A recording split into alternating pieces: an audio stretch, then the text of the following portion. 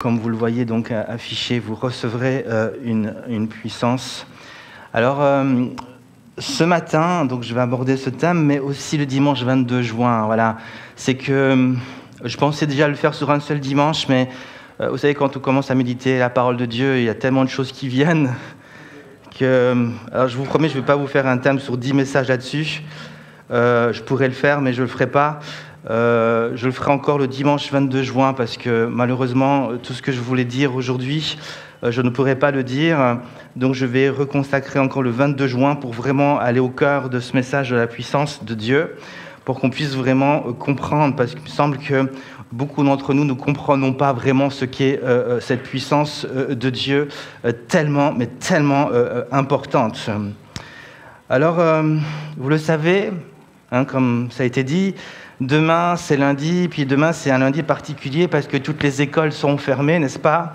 Et les enfants n'iront pas à l'école, les enfants sont contents, les parents, je ne sais pas. Ou les grands-parents, qui vont peut-être garder les petits-enfants, je ne sais pas. Il y a aussi, bien sûr, si vous travaillez, normalement, à la retraite, vous ne travaillez plus depuis longtemps. Quoique c'est pas ce qu'on m'a dit. On m'a dit qu'à la retraite, on travaillait plus. Mais donc ceux qui travaillent ont normalement aussi congé. Et je me suis posé juste cette question. Demain, c'est congé parce que c'est lundi de Pentecôte. Et puis, des milliers de personnes en Suisse et même ailleurs en France, je pense aussi en Belgique, c'est congé. Et je me pose la question, on a congé, mais est-ce qu'on sait pourquoi ? Est-ce que vraiment, quand on pense à la Pentecôte, à ce mot Pentecôte qui nous donne congé, tant mieux, mais finalement, c'est quoi la Pentecôte ? Et si je vous demande maintenant à quoi vous fait penser ce mot Pentecôte, tout enfant de Dieu qui a un minimum de connaissances, je ne vous demande pas d'avoir fait des grandes études bibliques, mais qui a un minimum de connaissances, surtout si vous êtes dans cette église, je pense qu'avec moi, vous devriez au moins savoir que la Pentecôte, ça a été rappelé encore par ce témoignage, que la Pentecôte est liée à la venue du Saint-Esprit, en tout cas pour nous les enfants de Dieu, est lié à la venue du Saint-Esprit, au baptême du Saint-Esprit, à cette plénitude du Saint-Esprit, selon Actes chapitre 2 et les 4 premiers versets que nous allons lire. Et Fabien a fait référence justement de ce passage. Dans son témoignage, je lis avec vous le jour de la Pentecôte. On y est. Le jour de la Pentecôte, ils étaient tous ensemble dans le même lieu. Tout à coup, il vint du ciel un bruit comme celui d'un vent impétueux, et il remplit toute la maison où ils étaient assis. Des langues semblables à des langues de feu leur apparurent, séparées les unes des autres, et se posèrent sur chacun d'eux. Et ils furent tous remplis du Saint-Esprit et se mirent à parler en d'autres langues, selon que l'Esprit leur donnait de s'exprimer. Alors, je suis tellement plongé dans ce thème m'habite tellement que pour moi, c'est même pas possible de débattre sur ce thème. Pour moi, c'est une telle évidence que Dieu veut remplir du Saint-Esprit avec aussi les manifestations en langue que je ne me perds pas mon temps dans des débats. Je vis la chose, je prêche la chose. Et ceux qui sont OK avec ça le vivent, ceux qui ne sont pas OK, tant pis pour eux. La Pentecôte, aujourd'hui et depuis ce jour, est bel et bien donc la venue du Saint-Esprit. Et par la venue du Saint-Esprit, la vie des disciples va complètement basculer ce jour-là. Il faut le dire, leur vie va complètement basculer. Mais pourquoi exactement? Pourquoi cet événement a été à ce point marquant dans leur vie? Pourquoi ils devaient absolument vivre cela? On se rappelle, lorsqu'on lit le passage chapitre 1 déjà, que Jésus va leur recommander de ne pas quitter Jérusalem, de rester à Jérusalem pour vivre cette présence du Saint-Esprit, ce baptême dans le Saint-Esprit. Et je ne sais pas vous, mais quand Jésus parle, il a toute mon attention. Il a toute mon attention. Et si Jésus recommande de rester à Jérusalem, si Jésus recommande de ne rien entreprendre, de ne prendre aucune initiative jusqu'à ce qu'il soit rempli du Saint-Esprit, c'est que ça doit être important. Ça doit être important. Alors, la question c'est, mais pourquoi cette Pentecôte était à ce point important ? La réponse, elle est simple. Et vous connaissez la réponse, et nous le savons, mais souvent, c'est la réponse qui nous dérange. C'est la réponse qui nous perturbe. C'est la réponse qui nous met dans la confusion. La réponse est simple, ils avaient tout simplement besoin de rester là, ils avaient besoin d'être remplis du Saint-Esprit, parce que sans le Saint-Esprit, ils n'allaient pas pouvoir accomplir leur mission. Sans la présence du Saint-Esprit, ils n'allaient pas pouvoir porter du fruit. Donc, ils avaient besoin de cette plénitude pour pouvoir entrer dans la suite de leur aventure, de leur mission, de leur appel. Sans cela, ils étaient en quelque sorte un peu bloqués. Il y avait quelque chose, Dieu voulait amener un changement. Il y a un changement qui devait arriver dans leur vie. Il y a un équipement qu'ils devaient recevoir. Et sans cela, ils étaient d'une certaine manière bloqués à un certain niveau. Ils avaient déjà vécu un changement. Je crois que la nouvelle naissance apporte des grands changements dans nos vies. Quand Dieu nous sauve, quand Dieu fait de nous des enfants de Dieu, c'est juste extraordinaire. Mais je vais vous dire une chose, ça ne suffira pas. Ça ne suffira pas pour entrer pleinement dans les œuvres de Dieu, pour faire face aux puissances des ténèbres. Ça ne suffira pas pour pleinement devenir cette personne que Dieu veut que nous devenions. Si Jésus lui-même a pris le temps de vraiment d'être rempli du Saint-Esprit et de se laisser remplir de la puissance d'en haut avant d'aller, à plus forte raison, on devrait aussi suivre son exemple. Et Dieu veut encore remplir son Église de son esprit, parce qu'il y a une mission à accomplir, il y a des œuvres à accomplir, il y a des œuvres aussi à détruire, les œuvres du diable. Et il y a une personne que Dieu veut que je devienne dans ce monde. Il y a une œuvre aussi intérieure que Dieu veut faire. Et tout cela, Dieu le fait par la puissance du Saint-Esprit. Et j'aimerais donc que vous puissiez déjà intégrer cette première pensée, on la connaît, on la cite beaucoup aussi ces derniers temps, on l'a beaucoup cité dans Jean 15, le verset 5. Jésus a dit « Sans moi, vous ne pouvez rien faire ». Et quand Jésus enseigne cela, il faisait référence bien sûr à lui-même, à sa présence, mais en la personne du Saint-Esprit. Et on a tendance à l'oublier. Parce que quand on prend Jean chapitre 15, on oublie que cet enseignement fait suite à un autre enseignement qui avait déjà commencé dans Jean chapitre 14. Et Jean chapitre 15 n'est que la suite de l'enseignement de Jésus qui commence dans Jean chapitre 14 et qui continue dans Jean chapitre 16. Et dans ces chapitres, Jésus parle du Saint-Esprit, annonce la venue du Saint-Esprit. Il annonce qu'il va partir, mais il annonce qu'il va aussi revenir d'une certaine manière en la personne du Saint-Esprit. Il dira par exemple dans Jean 14, le verset 16 et 17, « Et moi je prierai le Père, il vous donnera un autre consolateur afin qu'il demeure éternellement avec vous, l'Esprit de vérité, ainsi de suite. » Et juste après au verset 18, alors qu'il parle du Saint-Esprit, il dira au verset 18, juste après, « Je ne vous laisserai pas orphelins, je viendrai à vous. » Donc il s'identifie quelque part au Saint-Esprit. Il dit, je pars, mais j'envoie le Saint-Esprit, mais quelque part, je serai encore avec vous en la personne du Saint-Esprit. Et donc, quand Jésus dit dans Jean 15, « Sans moi, vous ne pouvez rien faire », nous sommes toujours dans ce contexte-là de son enseignement. Il dit, « Vous ne pouvez rien faire, mais en réalité, vous ne pourrez rien faire sans mon esprit. » Sans mon esprit qui va habiter en vous.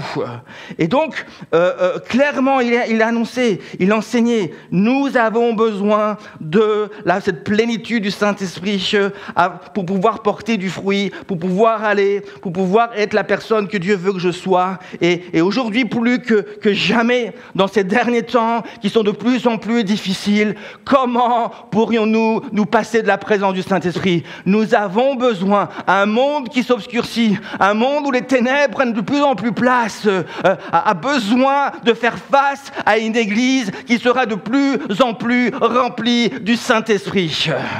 Alléluia. Et nous devons vivre ces choses-là et arrêter de commencer à faire des choses qui font perdre notre temps quelque part.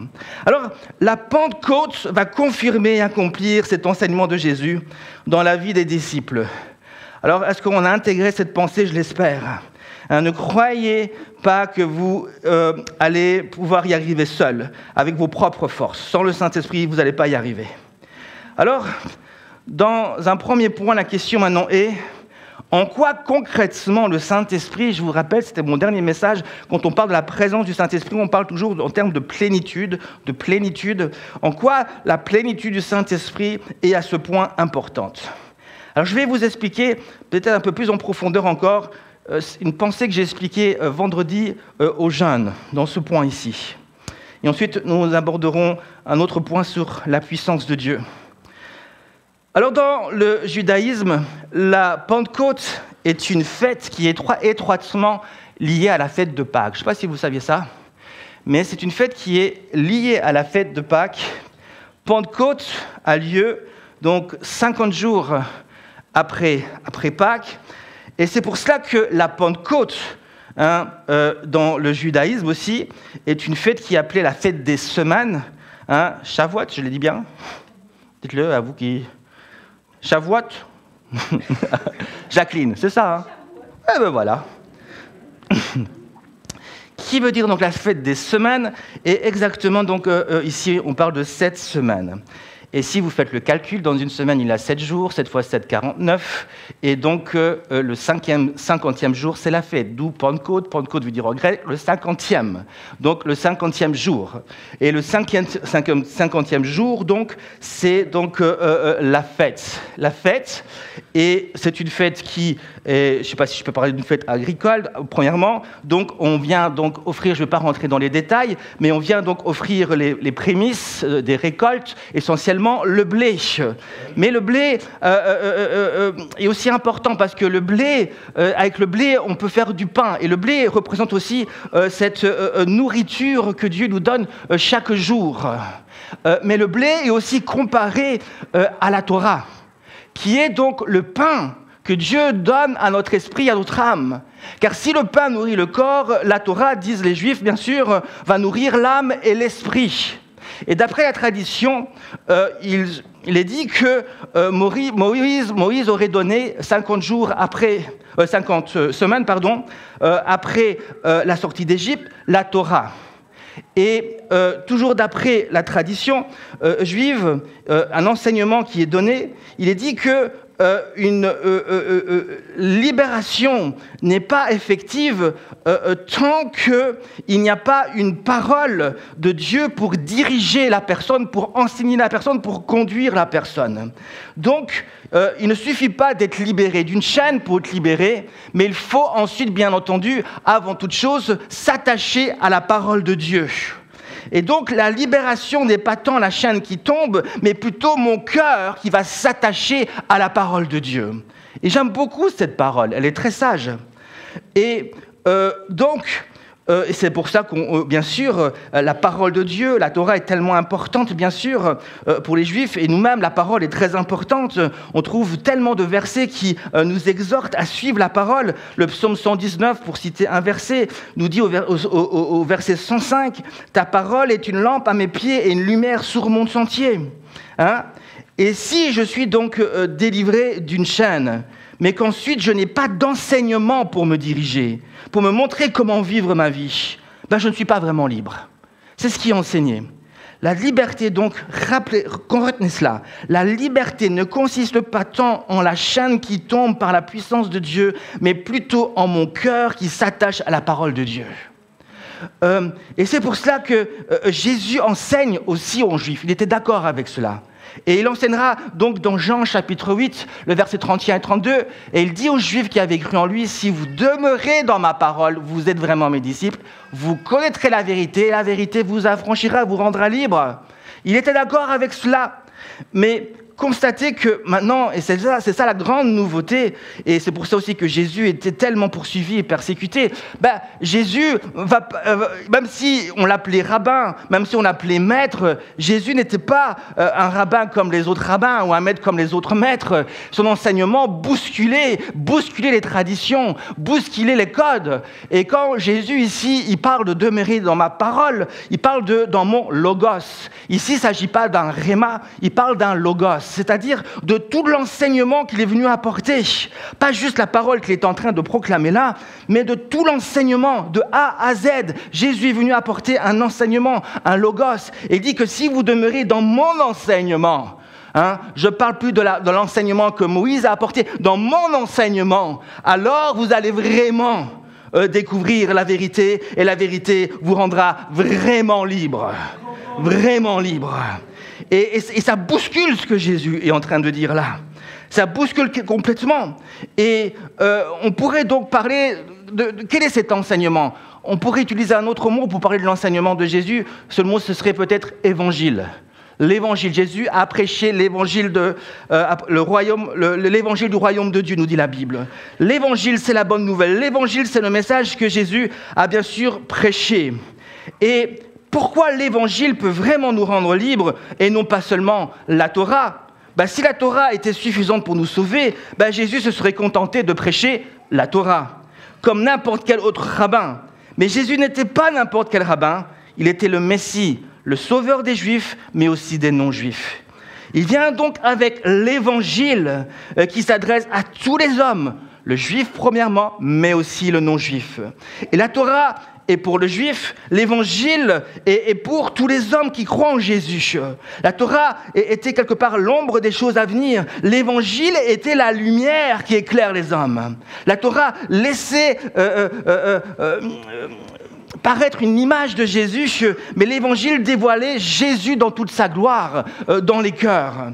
Et l'apôtre Paul avait compris cela. Lui qui connaissait très très bien la Torah, il dira dans Romains chapitre 1 verset 16 « Car je n'ai point honte de l'évangile, car c'est une puissance de Dieu pour le salut.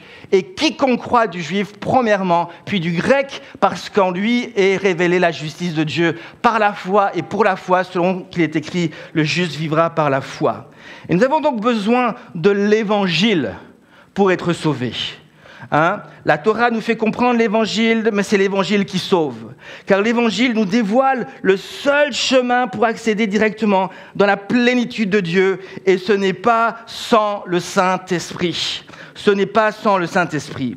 Et à la Pentecôte, donc, la libération du peuple juif fut donc effective, car la Torah fut donnée, mais de la même manière, le salut que Jésus nous offre à la croix devient effectif le jour de la Pentecôte. C'est-à-dire, non plus à cause de la Torah, mais à cause du Saint-Esprit. À cause du Saint-Esprit. Et jusqu'à ce que le Saint-Esprit vienne, le salut était une promesse réalisée à la croix. Réalisez cette pensée. J'arrive sur cette pensée qui est très importante. Jusqu'à ce que le Saint-Esprit vienne, le salut était une promesse réalisée en Jésus-Christ à la croix. Mais quand le Saint-Esprit vient, le salut devient une promesse qui peut désormais être réalisée dans mon cœur. Dans mon cœur. Et nous comprenons maintenant pourquoi Jésus a dit dans Jean 16, verset 7, « Cependant, je vous dis la vérité, il vous est avantageux que je m'en aille, car si je ne m'en vais pas, le Consolateur ne viendra pas vers vous, mais si je m'en vais, je vous l'enverrai. » Nous pensons souvent que ça aurait tellement été mieux si Jésus était resté sur la terre, n'est-ce pas ? Ça aurait été tellement simple, ce serait tellement sympa, tellement cool de l'avoir avec nous. Il prêcherait la parole et ce serait puissant, il ferait encore plein de miracles, mais la vérité est que si Jésus était resté sur la terre, toutes les promesses qu'il a réalisées en lui-même, il n'aurait pas pu nous les donner. Pas parce qu'il n'est pas puissant pour le faire, mais parce que ce n'était pas sa mission. Sa mission s'arrête à la croix. Jésus est venu pour réaliser toutes choses en lui. toutes les promesses en lui. Il est dit d'ailleurs, car pour ce qui concerne toutes les promesses de Dieu, c'est en lui qu'est le oui. C'est en lui. Toutes les promesses de Dieu sont en lui. Et sa mission s'arrête là. Il s'arrête là parce que c'est la mission du Saint-Esprit de prendre ce que Jésus a réalisé à la croix et de le souffler dans notre vie. Et c'est pour ça donc que Jésus dit, c'est mieux que je parte. Parce que si je pars, tout ce que j'ai pu accomplir à la croix et tout ce que je vais accomplir à la croix, le Saint-Esprit va pouvoir l'accomplir dans ta vie. Le Saint-Esprit va pouvoir agir dans ta vie personnellement. Il va accomplir ses promesses. Alors ne t'inquiète pas, les promesses sont bien gardées. Elles sont en Jésus. On ne peut pas les voler. Le diable ne peut pas les voler parce qu'il a été vaincu par Jésus. Alors ne t'inquiète pas, les promesses de Dieu pour ta vie sont bien gardées. Tu risques pas de les manquer tant que tu mets ta foi en Jésus-Christ. Elles sont là, elles sont présentes. Et ce oui, amen, le Saint-Esprit veut les déposer dans notre cœur. Et quand le Saint-Esprit vient et nous donne cette conviction qu'il est présent, il n'a qu'un seul mot qu'on a envie de crier, c'est oui Jésus, merci pour tes promesses, merci pour ce que tu fais dans mon cœur et dans ma vie. Et donc, c'est la mission du Saint-Esprit. Et le Saint-Esprit fait exactement cela. Je n'ai pas le bras assez long pour aller chercher les promesses de Dieu. Mais le Saint-Esprit, lui, en est capable. Alors, quelles sont les promesses de Dieu pour ma vie? Quelle est la volonté de Dieu pour ma vie? Qu'est-ce que Jésus a accompli à la croix pour toi? Est-ce que tu le sais? Est-ce que tu connais les promesses de Dieu pour ta vie? Tu as besoin de savoir ces choses afin de les demander pour les recevoir. Tu as besoin de savoir ces choses afin de les chercher pour les trouver. Tu as besoin de savoir ces choses pour pouvoir frapper au cœur de Dieu pour qu'il ouvre son cœur.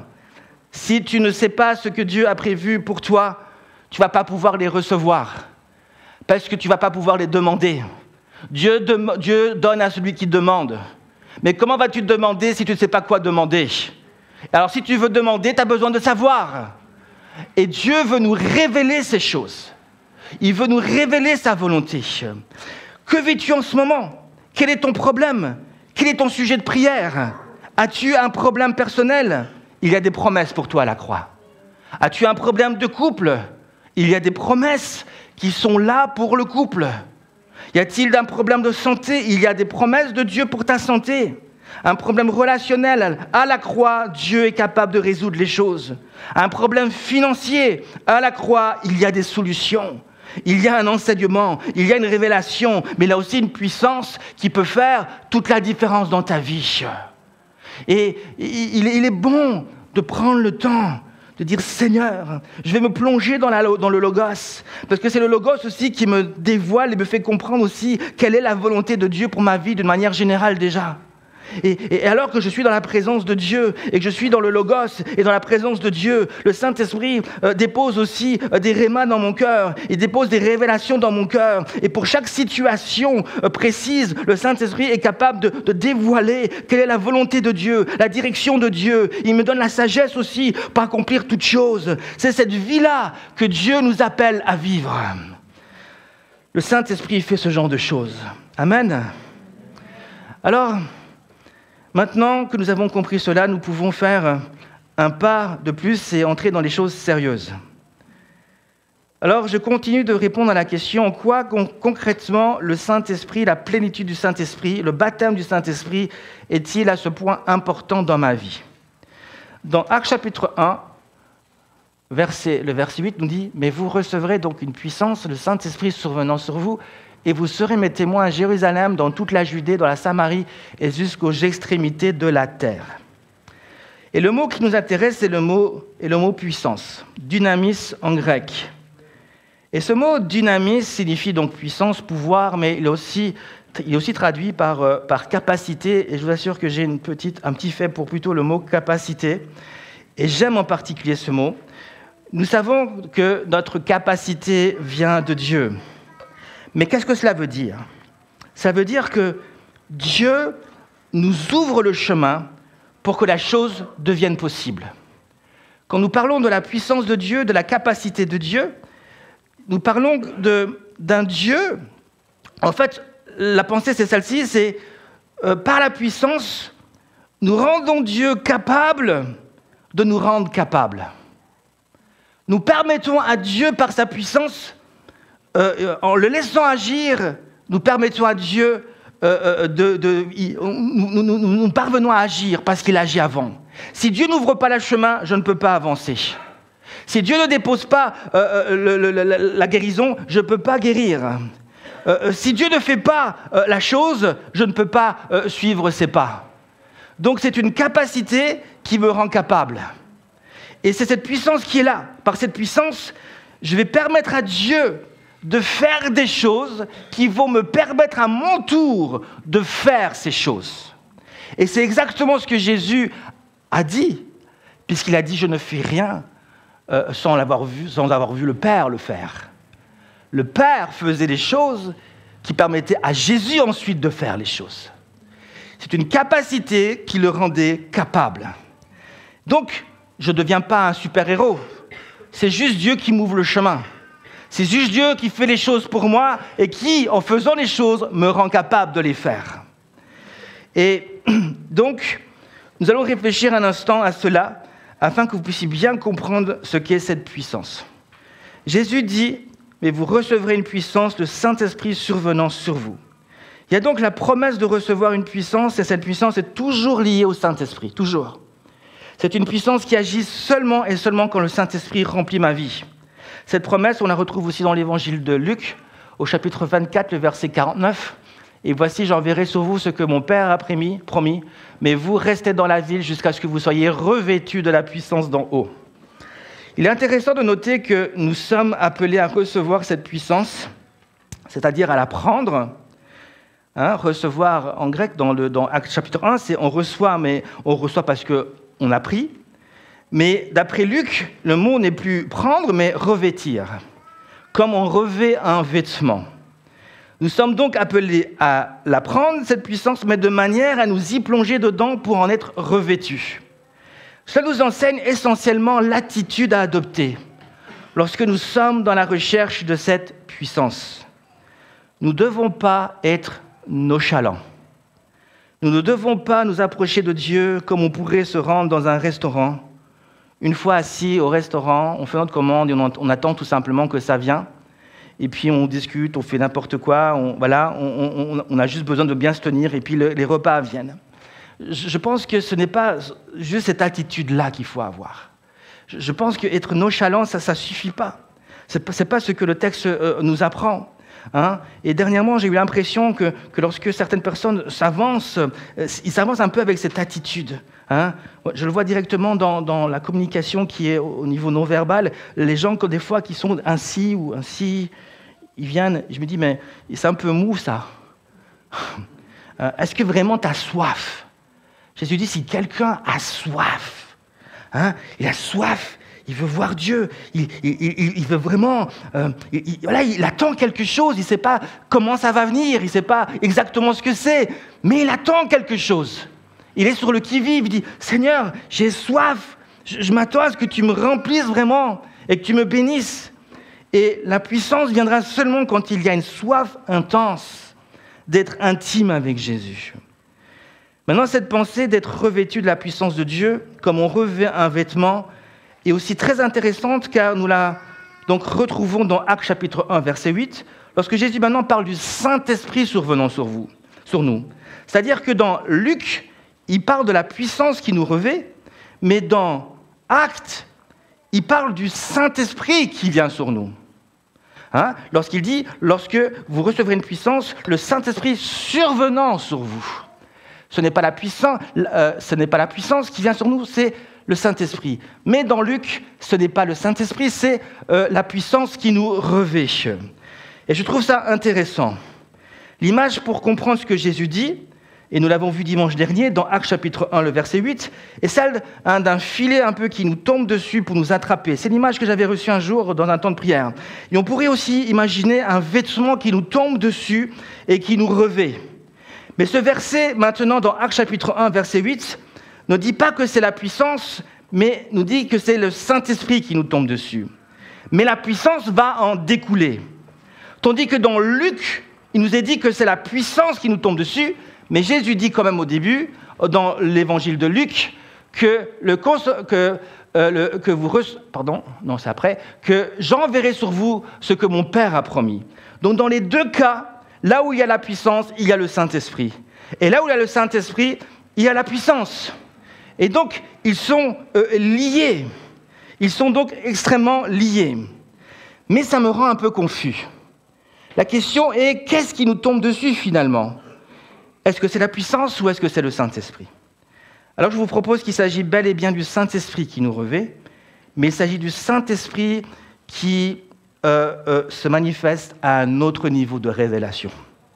Il s'agit du Saint-Esprit qui se dévoile dans sa toute-puissance. Il y a ce moment, être revêtu du Saint-Esprit, c'est aussi être revêtu de la puissance de l'Esprit.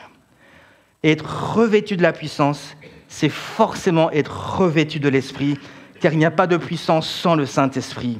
Ce que je cherche à vous dire, c'est de ne pas séparer les deux. C'est de ne pas séparer les deux. Souvent, quand nous recherchons la puissance, nous oublions le Saint-Esprit. Nous cherchons juste la puissance. Mais la puissance ne vient pas sans le Saint-Esprit. Et c'est le Saint-Esprit que nous devrions rechercher en premier lieu. Ce que je cherche à vous dire, c'est que cette puissance se manifeste dans la communion avec le Saint-Esprit. Elle se manifeste dans la communion avec le Saint-Esprit. La puissance de Dieu est en réalité tout simplement une conséquence de la présence de l'Esprit qui a pris place en moi et qui grandit en moi, mais par ma communion avec lui. C'est donc dans le secret de notre communion avec Dieu que la puissance de Dieu finit par jaillir et tomber dessus. Il nous tombe dessus. C'est dans cette communion. Et donc, s'il y a une chose que j'aimerais vous dire, c'est quand vous recherchez la puissance de Dieu, recherchez tout simplement à vivre une communion avec Dieu, une profonde communion avec Dieu. Et dans cette communion avec Dieu, alors que vous vous effacez, alors que vous vous humiliez, alors que vous cherchez avec Dieu, votre cœur peut se lever et crier « Seigneur, regarde comme je suis faible, viens me donner cette puissance pour que je puisse marcher et te plaire. Viens me donner cette puissance pour que je puisse faire face à toutes les puissances démoniaques. » Parce que c'est pour ça que cette puissance nous est donnée. Elle nous est donnée quand nous sommes faibles. Et nous avons besoin de nous voir comme faibles avant de pouvoir être forts. Parce que cette puissance n'est pas pour notre gloire. Cette puissance est pour accomplir la volonté de Dieu. Cette puissance est pour glorifier le nom de Jésus. Et si, bien sûr, tu ne recherches pas à glorifier Jésus, tu ne vas bien sûr pas la recevoir. Et tu vas passer autrement. Et tu peux bien sûr vivre ta vie sans cette puissance. Bien sûr, tu peux la vivre. Mais nous ne sommes pas de ceux qui voulons vivre sans la plénitude, parce que nous voulons vivre tout ce que Jésus a prévu d'avance pour nous. Quand je vais commander, c'est peut-être pas le meilleur exemple, mais tant pis, quand je vais commander à McDo un menu et qu'il me manque les frites ou il me manque la boisson, je ne me contente pas de cela. Je vais faire une réclamation. J'ai demandé le tout. Et vous ne vous contentez pas du tout. Moi, je veux tout. Si Dieu a prévu la plénitude, je veux la plénitude. Combien de fois j'ai fait des allers-retours dans les commandes, il manque, et avant maintenant, on ne veut pas vexer les vendeurs, mais à chaque fois, on regarde 10 fois devant eux. Tu as bien mis tous les hamburgers qui sont là. Et on veut le tout, on veut la plénitude. Alors, l'exemple est très moyen, parce que Dieu n'est certainement pas un McDo. Mais c'est juste pour vous faire comprendre. Dieu nous donne le package. Il nous donne tout, la plénitude. Et on ne veut pas se contenter de juste quelque chose. On veut entrer dans tout parce qu'on veut être efficace dans tout ce que Dieu a fait pour nous. Certaines personnes ont vécu leur vie juste à 10% de leur potentiel, alors qu'ils auraient pu vivre à 100%. Je ne veux pas mourir et avec 90% de potentiel non exploité. C'est pour ça qu'un pasteur un jour dit que le lieu le plus riche sur la terre, ce sont les cimetières. Parce qu'il y a dans les cimetières des hommes et des femmes qui meurent avec un potentiel qui n'a pas été utilisé.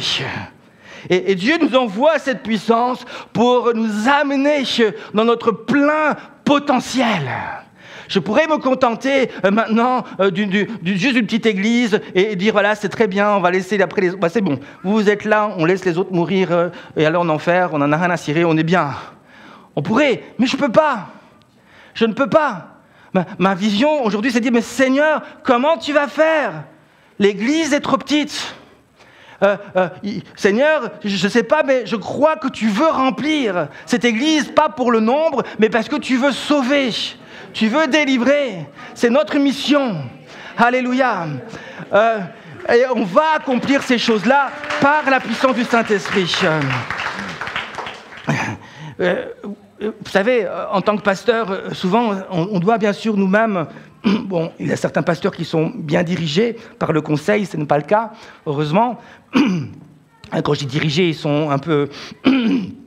où le conseil va tout diriger, va leur dire comme ça, il faut vivre la vie comme ça, il faut faire les choses comme ça. Heureusement que ce n'est pas comme ça, parce qu'il y a une confiance dans le conseil. Et il y a une discussion, une communion, une confiance. Et le conseil sait que j'en fais beaucoup. Mais c'est vrai que j'ai connu certains hommes de Dieu qui... ont voulu être pasteurs parce qu'ils se sont dit « c'est la bonne planque ».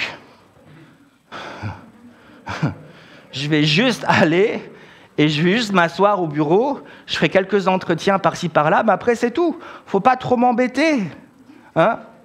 Et puis ils ont caché dans leur bureau une deuxième paire de pantoufles. Alors vous ne trouverez pas ça dans mon bureau. Vous trouverez du café, est-ce qu'il faut que je reste éveillé? Alléluia. Et nous voulons être de cette église-là qui avance. Et quand tu reçois une vision, tu ne peux pas dormir. Tu es toujours en train de voir la vision, te garde éveillé, te garde attentif. Tu as toujours la tête levée. Tu ne peux pas t'endormir. La vision te pousse toujours plus loin, te pousse à vouloir faire des choses, te pousse à avancer, à croire. Et on veut être cette église-là avec une vision, mais ce ne sera pas sans la communion. Et je voudrais conclure. Pour vous montrer à quel point cette communion est importante, la fois prochaine, dans 2 semaines, puisque dimanche prochain, nous aurons le pasteur Dominique Fontaine avec nous, qui va nous partager du thème des dépendances. Mais juste conclure, vous montrer à quel point cette communion est importante. Il y a quelques jours maintenant en arrière, je me suis approché de ma femme, et je lui ai dit, Karine, tu as changé. Elle ne s'en souvenait peut-être plus. Et puis je lui dis, tu as changé, tu es devenue beaucoup plus confiante, ta foi a grandi, tu as grandi dans ton leadership. Et je l'ai encouragée de toutes sortes de manières. J'avais juste envie de l'arroser de bénédictions. Amen.